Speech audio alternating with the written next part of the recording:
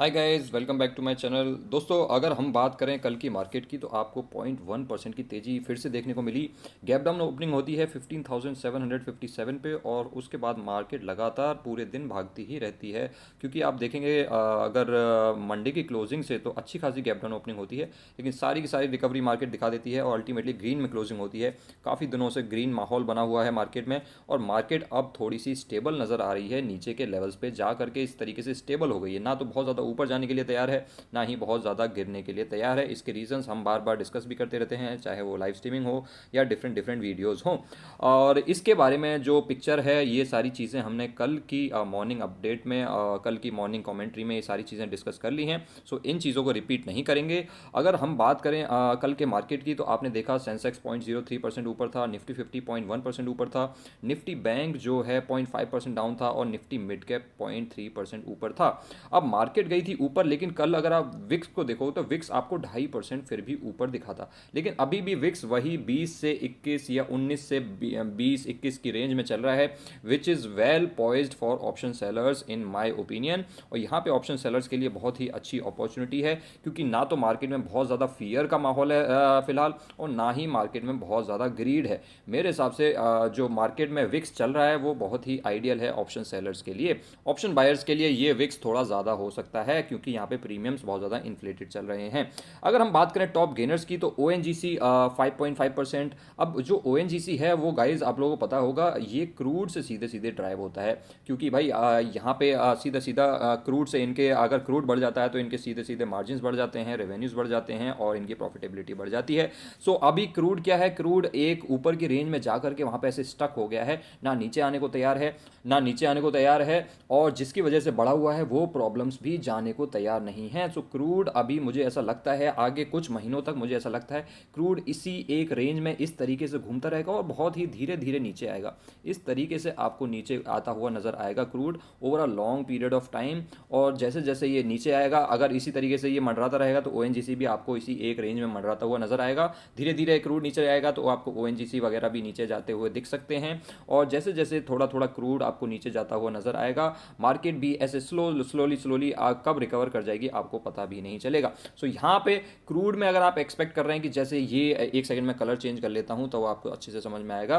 तो अगर आप एक्सपेक्ट कर रहे हैं कि जैसे क्रूड में यहाँ पे ऐसी एकदम से तेजी आई थी, क्योंकि रशिया यूक्रेन का वॉर हो गया था और उसके बाद और बहुत सारी चीज़ें हो गई हैं, तो ऐसा जो स्टीप राइज या स्टीप फॉल है, अभी ऐसा मैं बिल्कुल भी एक्सपेक्ट नहीं कर रहा हूँ। क्योंकि अभी ऐसी कोई बड़ी बैड न्यूज़ आने की संभावनाएं बहुत कम है कि यहाँ से क्रूड फिर से इस तरीके का हो जाए।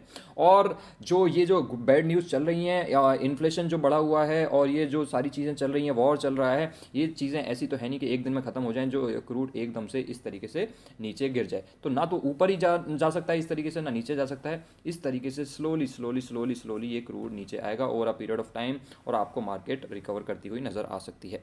अगर बाकी टॉप गेनर्स के बारे में बात करें, हिंडल को 4%, महिंद्रा महिंद्रा 2.7%, और यहाँ पे थोड़ी बहुत आपको तेज़ी देखने को मिली। रिलायंस 1.4% तेज़ था, कल थोड़ा सा गिरा हुआ था। रिलायंस में एक न्यूज़ है जो कि हम आगे डिस्कस करेंगे। अगर बात करें टॉप लूजर्स की, तो टॉप लूजर्स में कौन चल रहा है? टाइटन। टाइटन गाइज अभी 2000 से नीचे चला गया है, इसके बारे में हमने कल भी बात करी थी। ऑलरेडी अच्छे खासे वैल्यूएशंस पे आ गया है। जैसे ही मार्केट में थोड़ी सी चीज़ें नॉर्मलाइज होंगी, आपको ये सारे स्टॉक्स जिस प्राइस पे आज मिल रहे हैं उस प्राइस पे नहीं मिलेंगे। अब ये जो रिकवरी है उसमें टाइम लग सकता है, बिल्कुल लग सकता है, लेकिन यहाँ पे बात ही लॉन्ग टर्म के लिए एक्यूमुलेशन की हो रही है। यहाँ पे बात एक महीने 10 दिन 15 दिन की बात हो नहीं रही है। सो टाइटन में गिरावट थी 3.5% की, मेरे हिसाब से बहुत ही वेल पॉइज्ड है Titan at this market price. अगर बात करें एशियन पेंट्स की, एशियन पेंट्स में भी आपको गिरावट देखने को मिली। फिलहाल पेंट सेक्टर में दिक्कतें चल रही हैं, बहुत सारे प्लेयर्स एंट्री कर चुके हैं। जेएसडब्ल्यू हो गया, इवन एस्ट्रल भी आ चुका है, और आपको पता ही है जो ग्रासिम आदित्य बिरला ग्रुप की कंपनी है, उन्होंने तो 10,000 करोड़ का इन्वेस्टमेंट की बात की है in their paint sector business. और बजाज फिनसर्व में आज 2% की गिरावट थी, डिविसले में 1.6% की गिरावट, और ये छोटी मोटी गिरावटें इन स्टॉक्स में भी आज आपको देखने को मिली। सो गिरावटें भी अच्छी खासी हैं, आज तेजी भी अच्छी खासी थी, लेकिन अल्टीमेटली मार्केट ऑलमोस्ट फ्लैट ही क्लोज हुई है 0.1% की तेज़ी के साथ। अगर हम बात करें ग्लोबल मार्केट्स की, तो गाइज ये मैं बहुत ही लेट नाइट वीडियो रिकॉर्ड कर रहा हूँ, तो यहाँ पे जो हमारे पास ग्लोबल मार्केट्स का सिनारियो है वो रात तक का है, लेकिन सुबह सुबह थोड़ा सा चेंज हो सकता है। ऑल्दो सुबह उतनी ज़्यादा चीज़ें चेंज नहीं होती हैं, मोरलेस सेम ही रहती हैं। SGX निफ्टी के बारे में बात करें, SGX निफ्टी काफ़ी ज़्यादा गिरा पड़ा है, 1% के आसपास 15,686 पे पहुंच गया है। सो कल आपको मार्केट में थोड़ी सी गिरावट देखने को मिल सकती है। नेस्डैक भी अगर आप देखें तो 3% की गिरावट नेस्डैक में आई है। और यूरोपियन मार्केट्स के बारे में बात करेंगे तो यूरोपियन मार्केट्स तो दोनों के दोनों आपको ग्रीन में नजर आ रहे हैं। सो कल मतलब कि आज आपको मार्केट में गिरावट देखने को मिल सकती है, और इसी वजह से ये मार्केट बहुत ही सही है ऑप्शन सेलर्स के लिए, क्योंकि एक दिन मार्केट ऊपर, एक दिन मार्केट नीचे, एक दिन मार्केट ऊपर, एक दिन मार्केट नीचे, 2 दिन मार्केट ऊपर, 2 दिन मार्केट नीचे। अब इससे फायदा क्या होता है? इससे फायदा ये होता है कि जिस दिन मार्केट ऊपर जाती है उस दिन हम कॉल बेच देते हैं, अगले दिन मार्केट नीचे जाती है तो हम कॉल में प्रॉफिट बुक कर लेते हैं, पुट बेच देते हैं, अगले दिन मार्केट फिर से ऊपर जाती है तो हम पुट में प्रॉफिट बुक कर लेते हैं और कॉल बेच देते हैं। तो इस तरीके से कॉल पुट का जो मिश्रण बनाया हुआ है, कभी कभी हम स्ट्रेंगल भी बना लेते हैं, कभी कभी स्ट्रेडल भी बना लेते हैं, इस तरीके से कभी कभी 3 लेग्स वाली हम निफ्टी में स्ट्रेटजी भी लगा लेते हैं। ये सारी स्ट्रेटजीज अगर हम यहाँ पे लगाएं तो अच्छा खासा पैसे बनने की उम्मीद है इन ऑप्शन सेलिंग।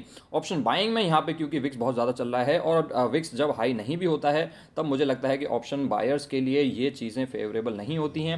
ऑप्शन बायर्स पैसा क्यों खोते हैं, इसके ऊपर मैंने एक डेडिकेटेड वीडियो बना रखी है, आप चाहें तो यहाँ पे आई बटन में चेकआउट कर सकते हैं, why do option buyers lose money. अब बात करते हैं आज की अपडेट्स की। सो सबसे पहली अपडेट है, Akash Ambani named as the new chairman of Reliance Jio. So मेरे ख्याल से दोस्तों ये न्यूज़ बहुत ही न्यूट्रल है, ना ही कुछ पॉजिटिव है ना ही कुछ नेगेटिव है इस न्यूज़ के बारे में, और ना ही ऐसी कोई चीज़ है कि बहुत ही अनएक्सपेक्टेड है कि अंबानी जी ने किसी और को ही न्यू चेयरमैन बना दिया हो, अपने बेटे को न्यू चेयरमैन बना दिया है, और जो कि एक्सपेक्टेड भी था। तो यहाँ पे मुझे ये मेरे हिसाब से तो ये न्यूज़ जो है वो न्यूट्रल है। अच्छा, जोमेटो के बारे में बात करते हैं। कल भी हमने बात करी थी कि जब से ब्लिंकिट को एक्वायर किया है, जोमेटो मंडे को तो 5% से आसपास गिरा ही था, ट्यूसडे को भी 6% से भी ज़्यादा जोमेटो में गिरावट देखने को मिली, और ऑलरेडी 2 दिन के अंदर अंदर वीकेंड पे आई थी ब्लिंकिट को एक्वायर करने की न्यूज़, और 2 दिन के अंदर $1.1 बिलियन की मार्केट वैल्यू को जोमेटो ने ऑलरेडी खो दिया है। सो यहाँ से हमें क्या सीखने को मिलता है गाइज? यहाँ से हमें यही सीखने को मिलता है कि आजकल जो लॉस मेकिंग स्टार्टअप्स हैं उनकी बिल्कुल बैंड बजी पड़ी है, वहाँ से पैसे को बिल्कुल सक कर लिया जा रहा है, सारे के सारे फंड हाउसेज उनको बेच रहे हैं, जिनके भी इन्वेस्टमेंट्स है वो सब बेच रहे हैं, और जो नए IPOs लाने वाले थे वो भी बिल्कुल डरे हुए हैं। फिलहाल तो आप देख लीजिए, जोमेटो देख लीजिए, कार्ड ट्रेड देख लीजिए, पॉलिसी बाजार देख लीजिए, नायका देख लीजिए, सबकी हालत बिल्कुल ख़राब चल रही है। नायका तो ऑल दो प्रॉफिटेबल है, बट अभी रिसेंटली लिस्टेड जितने भी लॉस मेकिंग स्टार्टअप्स हैं सबकी बैंड बजी हुई है, और ये तो सिर्फ मैं लिस्टेड स्टार्टअप्स की बात कर रहा हूँ, जो अनलिस्टेड भी हैं उनकी भी हालत ख़राब चल रही है। अब उनमें से ही एक अनलिस्टेड स्टार्टअप के बारे में अगर हम बात करें, उड़ान ने ले ऑफ कर दिया है 160 to 180 एम्प्लॉयज़, जो कि 4-5% है उनकी टोटल वर्क स्ट्रेंथ का। सो लगातार आपको ऐसी न्यूज़ देखने को मिल रही हैं कि जितने भी ये स्टार्टअप्स हैं ये बहुत ज़्यादा ले ऑफ कर रहे हैं, अपनी कॉस्ट कटिंग कर रहे हैं, और सब प्रॉफिटेबल होने की कोशिश कर रहे हैं। उड़ान गाइज आप लोगों को पता होगा ये वही स्टार्टअप है जिसने सबसे पहले मार्केटिंग किस तरीके से की थी, कि सबसे पहला यूनिकॉर्न है जो बिना CEO के बन गया है। सो इस तरीके की मार्केटिंग इन्होंने करी थी स्टार्टिंग में, और अभी यहाँ पे भी बहुत ज़्यादा फायरिंग चालू हो गई है। उसके अलावा एक इंपॉर्टेंट न्यूज़ है रुचि सोया से related. Ruchi Soya gets not to change name to Patanjali foods. Guys आप लोगों को पता होगा रुचि सोया बिल्कुल एक डूबी डुबाई कंपनी थी जिसको पतंजलि ने खरीदा था बहुत ही सस्ते दामों में, और उसके बाद इस स्टॉक में ये 3-4-5 रुपये का स्टॉक हुआ करता था। इसमें ऑपरेटर एक्टिविटी हुई, बहुत ज़्यादा ऑपरेटर एक्टिविटी हुई, इसमें रोज़ अपर सर्किट लगता था। ये स्टॉक 1750 के आसपास तक गया था, 1750, और उसके बाद इसमें लगातार लोअर सर्किट लगा, फिर ये स्टॉक 900 के आसपास गया, और उसके बाद अब ये स्टॉक 1000 के आसपास ही ऊपर नीचे 1100-900 में मंडराता रहता है। सो ऐसे स्टॉक से मैं तो जनरली दूर ही रहता हूँ जिसमें ऐसे बहुत ज़्यादा सर्किट्स रखते हैं, या जिसमें ऑपरेटर एक्टिविटी पास्ट में हो चुकी होती है, जो कि क्लियरली एविडेंट होती है चार्ट पे, और 1-2 दिन के लिए नहीं हुई थी, महीनों के लिए ऑपरेटर एक्टिविटीज़ में चली थी। अच्छा, उनको नाम चेंज करके पतंजलि फूड्स के लिए नॉड मिल गई है। अब क्या पता ये नाम चेंज कर देने से इनका फॉर्च्यून्स चेंज हो जाएंगे कि नहीं। ऑल्दो कंपनी ठीक ठाक ही परफॉर्म कर रही है, लेकिन जिस तरीके से इसमें पास्ट में एक्टिविटीज़ हुई हैं, मैं इस स्टॉक में बिल्कुल भी इंटरेस्टेड नहीं हूँ। सो गाइज, ये थी आज की अपडेट्स और ये थी आज की वीडियो। आई होप आप लोगों को ये वीडियो और अपडेट्स पसंद आई होगी। अगर पसंद आई हो तो give this video a thumbs up, और अगर अभी तक चैनल को सब्सक्राइब नहीं किया है तो आप चैनल को सब्सक्राइब कर सकते हैं, जिससे कि ये जो अपडेट्स हैं, ये जो वीडियोज़ हैं, रेगुलरली आप तक पहुँचती रहें। Thanks for watching guys, I will see you next time.